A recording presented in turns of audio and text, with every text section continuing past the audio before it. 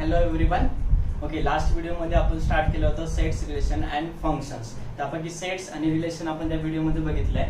तुम्हाला जर functions clearly समजायचं असेल तर तुम्ही तो सेट्स आणि रिलेशन काय आहे तो व्हिडिओ अगोदर बघा. त्यामध्ये मी तुम्हाला सांगितलं होतं की रिलेशन मध्ये आपण सपोज ए सेट आहे आणि बी सेट आहे, यांचं जर कार्टेशियन प्रोडक्ट काढलं तर त्यामध्ये असे ऑर्डर पेअर तयार होतात आणि हे प्रत्येक ऑर्डर पेअरला आपण कलेक्ट केलं म्हणजे त्यांचं सेट बनवलं, त्यालाच आपण कार्टेशियन प्रोडक्ट म्हटलं होतं. आणि त्या कार्टेशियन प्रोडक्ट पैकी कुठलाही एक ऑर्डर पेअर आपण उचलला तर तो असतो रिलेशन. मग रिलेशन आणि फंक्शन मध्ये काय आहे, काय काय रिलेशन आहे, तर फंक्शन म्हणजे स्पेशल टाईपचं रिलेशन असतं. फंक्शन म्हणजे काय असतं, स्पेशल टाईपचं रिलेशन असतं. मी तुम्हाला ते मुला मुलीचं लग्न लावण्यासाठी काय काय असतं ते त्याचं एक्झाम्पल दिलं होतं. म्हणजेच मुलाकडचं आणि मुलीकडचं अरेंज मॅरेज बद्दल बोलतोय फक्त, बाकी ठिकाणी रिलेशन असेल तसं काही नाही.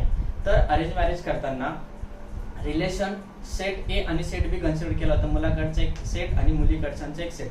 तर त्यांचं फंक्शन होण्यासाठी, लग्नाचं फंक्शन होण्यासाठी दोन गोष्टी इम्पॉर्टंट असायला पाहिजे. काय, दोन गोष्टी इम्पॉर्टंट असेल तरच ते फंक्शन होणार. म्हणजे मुलाला मुलगी पसंत पाहिजे आणि मुलीला मुलगा पसंत पाहिजे. तेच इम्पॉर्टंट असतं. ते इम्पॉर्टंट, ते जर परफेक्ट मॅच झालं तर ते एक चांगलं फंक्शन होणार आहे त्याचं. मग त्याचा संबंध इथं काय, तर मी जर सांगितलं की सेट ए आणि बी यांचं रिलेशन आहे आणि relation set A to set B आहे, तर त्यापैकी फंक्शन कधी असणार, ते फंक्शन कधी होणार. म्हणजे ते दोन पॉइंट काय आहे, जसं मुलाला मुलगी पसंत पाहिजे आणि मुलीला मुलगा पसंत पाहिजे, तर ते दोन पॉइंट इथे कोणते आहे, तर ते दोन पॉइंट असे आहेत की सपोज मी सेट ए घेतला आणि सेट ए मध्ये 1 2 3 4 आहे एलिमेंट, आणि सेट बी घेतला मी, यामध्ये काय आहे तर ए आहे, बी आहे, सी आहे, डी आहे आणि सपोज ई आहे. तर होतं काय, तर ते दोन पॉइंट इथे असतील. ते त्यामध्ये की फर्स्ट पॉइंट असा आहे की सेट ए चा म्हणजे या ए चा प्रत्येक एलिमेंट, हे 4 एलिमेंट्स आहेत, या प्रत्येक एलिमेंटचं सेट बी मध्ये कुणासोबत तरी रिलेशन पाहिजे, कुणा एकासोबत रिलेशन पाहिजे. ठीक आहे, कुणा एकासोबत रिलेशन पाहिजे. म्हणजेच हा A1 जर बी सोबत रिलेशन मध्ये आहे, समजा 2 डी सोबत रिलेशन मध्ये आहे, 3 सी सोबत रिलेशन मध्ये आहे आणि 4 ई सोबत रिलेशन मध्ये आहे. म्हणजेच सेट ए मध्ये जे काही 4 एलिमेंट आहेत प्रत्येकाचं सेट बी मध्ये रिलेशन आहे. ते रिलेशन कुणासोबत आहे, काय आहे ते आपल्याला इम्पॉर्टन्स नाहीये. पण फर्स्ट पॉइंट असा की सेट ए मध्ये जेवढे एलिमेंट्स आहेत, every element of set A is must be related to the element of set B. आणि दुसरी गोष्ट झालं की हे सगळे एलिमेंट एंगेज पाहिजे, म्हणजेच रिलेशन मध्ये पाहिजे. दुसरी गोष्ट, या सेट ए मधल्या इकडे जे काही रिलेशन आहे, या ए मधल्याचं जे इकडे काही रिलेशन आहे ते युनिक असायला पाहिजे. एकाचं फक्त एकासोबतच रिलेशन असायला पाहिजे. म्हणजे हा जो 1 आहे तो इकडे बी सोबत रिलेशन मध्ये ना, मग त्याचं काम संपलं. त्याने दुसरं कुणासोबत रिलेशन बनवायचं नाही. जर त्यांना दुसरं कुणासोबत अजून एक रिलेशन बनवायचा प्रयत्न केला, फंक्शन मोडला, समजा हा 2 आहे, 2 ने डी सोबत जमवलंय ना, तर त्यांना अजून कुठं ट्राय करू नये. जमलंय कसं तरी तिथे स्थिर राहावं. एक्स्ट्रा काम केलं, फंक्शन कॅन्सल होणार. That will not be function. त्याचं एक्झाम्पल बघा काय असतं. मी इथे काही एक्झाम्पल्स दिले. सेट ए मध्ये बघा 4 एलिमेंट्स आहेत. प्रत्येक एलिमेंट सेट ए चा 1 2 3 4 हा बी सोबत रिलेशन मध्ये आहे. प्रत्येक एलिमेंट रिलेशन मध्ये, हा फर्स्ट पॉइंट. दुसरा पॉइंट, प्रत्येकाचं युनिक रिलेशन पाहिजे, एकच रिलेशन पाहिजे. म्हणजे बघा 1 चं ए सोबत आहे, एकच रिलेशन आहे. 2 has related to the B, एकच रिलेशन आहे. 3 has related to the B, 3 चं पण एकच रिलेशन आहे. 4 has related to the C, 4 चं पण रिलेशन एकाच सोबत आहे. आता इथे कन्फ्युज नाही व्हायचं की हा बी तर दोघांसोबत रिलेशन मध्ये, बी असू द्या हो, बी सेटचं काय प्रॉब्लेम नाही. आपल्याला बघायचंय सेट ए मध्ये, सेट ए चा प्रत्येक एलिमेंट इकडे रिलेशन मध्ये पाहिजे आणि प्रत्येकाचं फक्त एकासोबतच रिलेशन पाहिजे. याचं किती सोबत असेल तिकडं तो प्रश्न वेगळा. पण इकडच्यानं व्यवस्थित राहणं गरजेचं, तरच ते फंक्शन असेल. आता इथे सेकंड एक्झाम्पल मध्ये बघा काय झालंय, 1 related B A, 2 related to the B and 2 also related to the D. म्हणजे या 2 ने एक्स्ट्रा काम केलं, इकडे जमलं होतं, पण असतात काही किडे अंगात, तर या 2 ने इकडे पण ट्राय केलं, म्हणून हे फंक्शन नाही. 2 चे 2 रिलेशन आहेत, म्हणजे हे फंक्शन नाही. इकडे बघा 1 चं पण एकच आहे, 2 चं पण एकच आहे, 3 has related only D, but 4 do not have any relation. 4 चं कुठंच जमलं नाही, मग ते फंक्शनच कसं होणार, जमलंच नाही तर फंक्शन कसं होणार. म्हणून हे पण फंक्शन नाही, हे पण फंक्शन नाही, only this is a function. ठीक आहे, हे पण एक एक्झाम्पल आहे फंक्शनचं. त्यासाठी आता बघा या 1 चं जे इकडे रिलेशन आहे, तर या सेट मध्ये ज्याच्यासोबत रिलेशन आहे, तर याला म्हणणार आपण इमेज. 1 ची इमेज बी, 2 ची इमेज डी, 3 ची इमेज आहे सी, 4 ची इमेज आहे ई. म्हणजे तो ज्याच्यासोबत रिलेशन मध्ये आहे त्याला म्हणायचं इमेज, आणि याला म्हणायचं प्री इमेज. म्हणजे this set is a set of pre-images and this is a set of images. त्यापैकी आता समजा A ला इमेज नाहीये, A ला प्री इमेज नाहीये, A ला प्री इमेज नाहीये, ते जास्त इम्पॉर्टंट नाही. फंक्शन असण्यासाठी इकडे जर कुणी सिंगल असेल तर ते इम्पॉर्टंट नाही, फक्त असं A मध्ये सिंगल नसायला पाहिजे आणि A मधल्याचं दोघांसोबत रिलेशन नसायला पाहिजे. समजा हे काही चिल्ड्रन्स आहेत, मुलं मुली आहेत, बाळ लेकर छोटे छोटे, आणि हे इकडे त्यांचे पप्पा आहेत, हे यांचे पप्पा आहेत. आता आपल्याला माहितीये, आपल्याला काय काय माहितीये, आपल्याला असं माहितीये की समजा याचे पप्पा ए आहे, याचे पप्पा बी आहे, याचे पण पप्पा बी आहे, याचे पप्पा सी आहे, बरोबर आहे.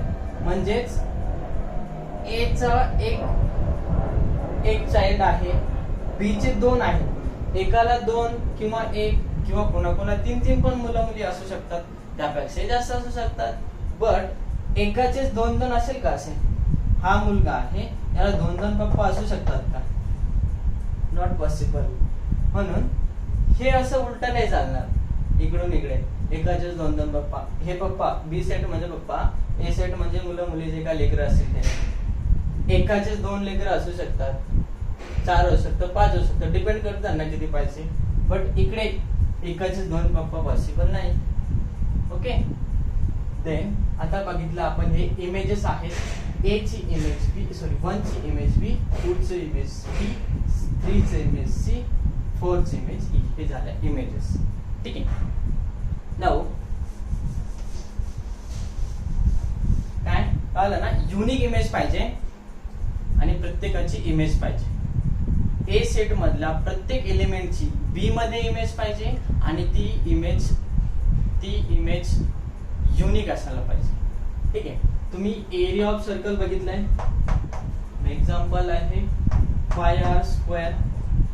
आपण जर r ची व्हॅल्यू घेतली, आपण जर r ची कुठली एक पॉसिबल व्हॅल्यू घेतली, तर आपल्याला माहिती आहे आपल्याला एक युनिक एरिया फाइंड होणार आहे. असं नाही ना की r ची आपण एक स्पेसिफिक व्हॅल्यू घेतली, सपोज r ची व्हॅल्यू आपण 2 घेतली, तर आपल्याला एक सिंपल आणि एक सिंगल एरिया मिळणार. डबल एकाच r साठी 2 एरिया तर फाइंड होणार नाही. सपोज आपण 2 ठेवला इथे, तर एरिया काय येणार आहे 4πr.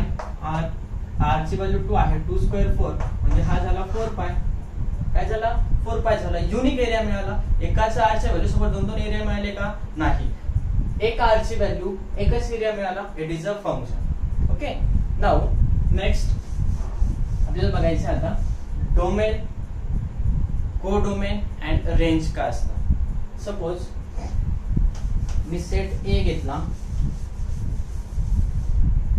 सेट ए आहे 1 2 3 4 4 6 8 10 सेट बी. ओके. आता मी इथे एक फंक्शन आहे, लेट कन्सिडर हे एलिमेंट y आहेत आणि हे एलिमेंट b आहेत. तर मी एक रिलेशन दाखवणार y is equals to twice of x, y is equals to twice of x. म्हणजे ही प्री इमेज आहे, हे इमेजेस असतील. आता 1 ची इमेज काय आहे ते आपण बघूया. 1 ची इमेज काय आहे? सपोज मी फर्स्ट x ची व्हॅल्यू जर 1 सबस्टिट्यूट केली तर y किती येणार आहे? 2 येणार आहे. 2 ची व्हॅल्यू आपण x च्या प्लेस वरती ठेवली तर त्याचा आन्सर 4 येणार आहे. 3 चं 6 सोबत रिलेशन असेल, 4 चं 8 सोबत असेल. 1 2 3 4 are the pre images and these 2 4 6 and 8 are the images. या 10 कोणाचीच इमेज नाहीये, पण हे फंक्शन आहे कारण इकडे सगळे रिलेटेड आहेत बी सोबत आणि प्रत्येकाचे एक युनिक रिलेशन आहे, म्हणजेच इट इज अ फंक्शन. आता 10 ला प्री इमेज नाहीये, तो काय प्रॉब्लेम आपल्याला सांगणार नाही की हे फंक्शन नाही, त्यासाठी ही क्युरी नसणार आहे. फक्त आपल्याला 2 कंडिशन्स पाहिजे, युनिक इमेज पाहिजे आणि प्रत्येकाची इमेज पाहिजे. सगळं क्लिअर आहे. तर इथे आपण काय रिलेट करणार? It is a function from set A to set B. Function from A to set B. It is a function from set A to set B. काल त्याला जनरली आपण रिप्रेझेंट करतो as y is equals to F of x. y is equals to F of X हे एक function असेल. Example घेतलं आपण व्हेरिएबलच्या फॉर्म मध्ये, y is equals to F of x. ते फंक्शन ऑपरेट कर म्हणजेच काय, x ची व्हॅल्यू ठेवली तर y फाइंड होणार. म्हणजेच समजा या सेट मधल्या a च्या सेट मधल्या या व्हॅल्यूज आपण x च्या प्लेस वरती ठेवत गेलो तर आपल्याला y मिळणार आणि प्रत्येकाची इमेज फाइंड होणार. तर इथे डोमेन काय असतं, कोडोमेन काय असतं आणि रेंज काय असतं? तर डोमेन म्हणजे काय? Input value. Domain means it is a input value simply. म्हणजे सेट ए मध्ये जे काही प्री इमेजेस आहेत, म्हणजे सेट ए च्या व्हॅल्यूज आपण x च्या प्लेस वरती ठेवणार, आपल्याला y मिळेल. म्हणजे हे जे आपण इनपुट व्हॅल्यू ठेवल्यात x च्या प्लेस वरती, x च्या ज्या ज्या पॉसिबल व्हॅल्यूज आहेत, इथे 4 व्हॅल्यूज पॉसिबल आहेत. म्हणजेच हा जो सेट आहे, set A is a domain. Set ए काय आहे? डोमेन आहे. म्हणजेच ज्या ज्या व्हॅल्यूज इथे पॉसिबल आहेत सबस्टिट्यूट करणं, इनपुट करणं, त्याला आपण म्हणणार डोमेन. आणि कोडोमेन म्हणजे काय? तर कोडोमेन म्हणजे set of B element, set of element of B. म्हणजेच या इथे आपण सेट बी ला काय म्हणणार? कोडोमेन. सेट बी ला आपण काय म्हणणार? कोडोमेन. आता हा पूर्णच्या पूर्ण सेट काय आहे? कोडोमेन आहे. मग थर्ड टर्म आहे range. Domain, codomain and range. Range म्हणजे काय? तर सेट ए मधल्या एलिमेंटच्या ज्या इमेजेस आहेत त्या इमेजेसचा सेट म्हणजेच रेंज. हा सेट ए चा एलिमेंट जिथपर्यंत कनेक्ट आहे, कनेक्टिंग पीपल, तर हे जे कनेक्टेड पीपल आहेत त्यांच्या सेटलाच आपण काय म्हणणार? रेंज म्हणणार. तर आपण इथे काय लिहिणार? रेंज म्हणजे काय? सेट ऑफ images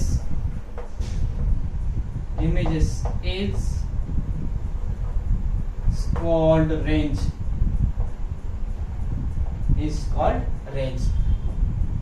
फंक्शन मध्ये डोमेन, कोडोमेन आणि रेंज आयडेंटिफाय करता आलं पाहिजे. डोमेन म्हणजे काय? All the elements of set म्हणजे input value and all the element of set B are the codomain.